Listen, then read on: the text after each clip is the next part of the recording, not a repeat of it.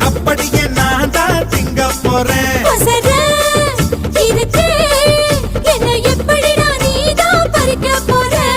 அணிலாக மாறினான் அழகாக தாவினான் அங்கங்க உன்னை கடிக்க போறேன்.